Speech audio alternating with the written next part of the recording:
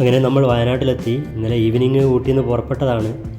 രാത്രി ഒത്തിരി ലേറ്റായി എത്താൻ. കുറച്ച് നേരത്തെ എത്തുകയാണെങ്കിൽ നേരെ നാട്ടിലേക്ക് തന്നെ പോകാമെന്ന് കരുതിയതായിരുന്നു. ലേറ്റായതുകൊണ്ട് പിന്നെ ചുരം ഇറങ്ങാൻ നിന്നില്ല. ഞാനിവിടെ കാട്ടിക്കുളത്തെത്തിയപ്പോൾ പിന്നെ തിരുനെല്ലി കണ്ടപ്പോൾ നേരെ തിരുനെല്ലിയിലേക്ക് വരികയായിരുന്നു. തിരുനെല്ലി ക്ഷേത്രത്തിലൂടെ സ്റ്റേ ചെയ്യാമെന്ന് കരുതി. ഇവിടെ എത്തിയപ്പോൾ ഇതിന് മുന്നേ തന്നെ ഒരു ഗസ്റ്റ് ഹൗസും അതിന് തൊട്ടടുത്തായിട്ട് വേറെ റൂമും ഉണ്ടായിരുന്നു. അപ്പോൾ ഗസ്റ്റ് ഹൗസ് ചോദിച്ചപ്പോൾ അവിടെ ഫുള്ളായിരുന്നു. ആ മുന്നിലുള്ളത് കഴിഞ്ഞ തവണ വന്നപ്പോൾ ഞാൻ അവിടെയായിരുന്നു സ്റ്റേ ചെയ്യുന്നത്, കുഴപ്പമുണ്ടായിരുന്നില്ല. അപ്പോൾ അവിടെ പോയി ചോദിച്ചപ്പോൾ അയാൾ പറഞ്ഞു ഒരു റൂമുണ്ട്, പക്ഷേ അത് അങ്ങനെയല്ല, സിംഗിൾ റൂമല്ല, പിന്നെ അതിനെപ്പറ്റി കുറേ ക്ലാസ് എടുക്കണം, പിന്നെ അതിന് ഭയങ്കര റേറ്റുമാണ് അയാൾ പറഞ്ഞത്. അപ്പോൾ ഞാൻ പറഞ്ഞു ഓക്കെ വേണ്ടെന്ന് പറഞ്ഞു. അപ്പോൾ അയാൾ പറഞ്ഞു ഇപ്പോൾ പോയാൽ നിനക്ക് അവിടെ റൂം കിട്ടില്ല, നീ പോയി നോക്കുന്നതാണ്. അവിടെ നിന്ന് ഇറങ്ങി നേരെ താഴെ തന്നെ ആ ബസ്സൊക്കെ പാർക്ക് ചെയ്യുന്നിടത്ത് തന്നെ ഒരുപാട് റൂമുണ്ട്. ഞാനത് ശ്രദ്ധിച്ചിട്ടുണ്ടായിരുന്നില്ല. അപ്പോൾ അവിടെ വണ്ടി സൈഡാക്കി ഞാൻ അവിടെ പോയപ്പോൾ ഒരാളുണ്ടായിരുന്നു. രാത്രി ലേറ്റായിട്ടാണ്. അപ്പോൾ അയാൾ പുറത്തേക്ക് ഇറങ്ങി വന്നൊരു വീട് പോലത്തെയായിരുന്നു, മേലെ സ്റ്റേ ആയിരുന്നു. അയാൾ ഓക്കെ പറഞ്ഞു, കുഴപ്പമുണ്ടായിരുന്നില്ല. അപ്പോൾ അവിടെ സ്റ്റേ ചെയ്യായിരുന്നു. ഇപ്പം ഞാൻ അങ്ങോട്ട് പോയത് രാത്രി വന്ന ആ റൂമിൻ്റെ അയാളെ കാണാൻ വേണ്ടി പോയതാണ്.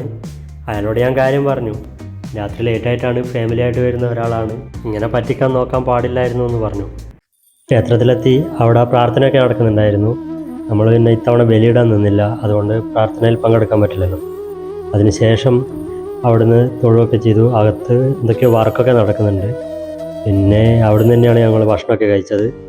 അതൊക്കെ കഴിഞ്ഞ് അവിടുന്ന് ഇറങ്ങി. ഇതിന് മുന്നേ തന്നെ ഇവിടെ ഈ മുളയരി പായസമൊക്കെ വെക്കുന്ന ഒരു കടയില്ലേ, അപ്പോൾ യൂട്യൂബിലൊക്കെ ഫേമസ് ആയിട്ടുള്ളതാണ്. ഇന്നലെ വരുന്ന വഴി നേരെ നാട്ടിലേക്ക് പോകാനുള്ള ആ ഒരു തീരുമാനത്തിലായിരുന്നു. പക്ഷേ ഇവിടെ എത്തിയപ്പോഴാണ് ഇവരറിയുന്നത് ഇവിടെ തിരുനെല്ലി എത്തിയെന്നുള്ളത്. കാരണം ഇവരെല്ലാവരും വണ്ടി കിടന്ന് ഉറങ്ങുകയായിരുന്നു, നല്ല ഉറക്കമായിരുന്നു എല്ലാവരും. അപ്പോൾ ആരും ഒന്നും അറിയുന്നില്ലായിരുന്നു. ഞാനിവിടെ കാട്ടിക്കുളത്തെത്തിയപ്പോൾ അവിടെ ഒരു കടയിൽ ഭക്ഷണം വാങ്ങിക്കാൻ വേണ്ടി സൈഡാക്കി അവിടുന്ന് ഭക്ഷണമൊക്കെ വാങ്ങിച്ചു. ആരും ഒന്നും അറിഞ്ഞില്ല. അവിടുന്ന് ഭക്ഷണമൊക്കെ വാങ്ങിച്ച് പാർസൽ വാങ്ങിക്കായിരുന്നു. അതിനുശേഷം അവിടുന്ന് ഒരാളോട് ചോദിച്ചു, തിരുനെല്ലിക്ക് പോകുമ്പോൾ റോഡ് എങ്ങനെ, ഇപ്പോൾ രാത്രി പോകാൻ പറ്റുമോ, ആനയൊക്കെ ഉണ്ടാവും എന്നൊക്കെ പറയുന്ന കേട്ട്, ബുദ്ധിമുട്ടുണ്ടോ എന്ന് ചോദിച്ചു. അവർ പറഞ്ഞു ഓവർ സ്പീഡിലൊന്നും പോകണ്ട, ഒരു നോർമൽ സ്പീഡിൽ പോയാൽ മതി, ശ്രദ്ധിച്ച് പോയാൽ മതി, കുഴപ്പമൊന്നുമില്ല, വണ്ടിയൊക്കെ പോകുന്നതാണെന്ന് പറഞ്ഞു. പിന്നെ ഈ റോഡ് ഇങ്ങോട്ട് കയറിയപ്പോൾ വേറൊരു കടയും കൂടി കണ്ടപ്പോൾ അവിടെയും ചോദിച്ചു. അപ്പോൾ അയാൾ പറഞ്ഞു അത് എല്ലാം നിൻ്റെ കയ്യിലാണ്, നിനക്ക് പോകണമെന്നുണ്ടെങ്കിൽ പോവാം, പോകുന്നില്ലെങ്കിൽ തിരിച്ചു പോവാം, ഒന്നും പറയാൻ പറ്റില്ല, റോഡ് രാത്രിയാണ്, മൃഗങ്ങളുണ്ടാവാൻ സാധ്യതയുണ്ട് എന്നൊക്കെ പറഞ്ഞു. പിന്നെ ഇവിടെ വരെ എത്തിയിട്ട് പിന്നെ മടങ്ങാൻ നിൽക്കണ്ട, അത്ര ദൂരമില്ലല്ലോ, എന്തായാലും ക്ഷേത്രത്തിലേക്ക് തന്നെ പോകാൻ തന്നെ കരുതി. അങ്ങനെ ക്ഷേത്രത്തിലേക്ക് വരികയായിരുന്നു. പിന്നെ വഴിയിലെവിടെയും ബുദ്ധിമുട്ടോ കാര്യങ്ങളൊന്നും ഉണ്ടായിരുന്നില്ല. ഇവിടെ എത്തിയപ്പോഴാണ് അവരറിയുന്നത്. പിന്നെ അവിടെ ആ റൂമിൻ്റെ ചെറിയൊരു ഇഷ്യൂ ഉണ്ടായ ആ ഒരു കാര്യം ഞാൻ മുന്നേ പറഞ്ഞതല്ലേ, അതൊഴിച്ച് വേറെ ബുദ്ധിമുട്ടൊന്നും ഉണ്ടായിരുന്നില്ല.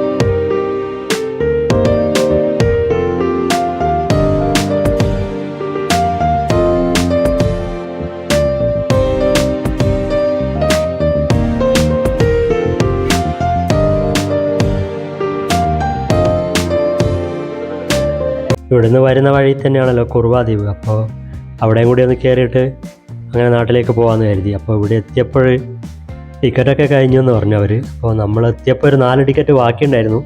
നമുക്ക് 4 പേരെ ഉണ്ടായിരുന്നുള്ളൂ, കറക്റ്റ് കിട്ടുമായിരുന്നു. പക്ഷേ നമ്മളെക്കാളും മുന്നേ വന്ന ഒരു 8 പേര് അവിടെ നിൽപ്പുണ്ട്. അവർക്ക് 8 പേർക്കും ടിക്കറ്റ് ഇല്ലാത്തതുകൊണ്ട് അവർ പോകണോ വേണ്ടയോ എന്നുള്ള ആ ഒരു ഡൗട്ടിലൊക്കെയായിരുന്നു. അവസാനം അവർ 4 പേര് പോകാമെന്നുള്ള തീരുമാനം എടുത്തതുകൊണ്ട് നമുക്ക് കയറാൻ പറ്റിയില്ല.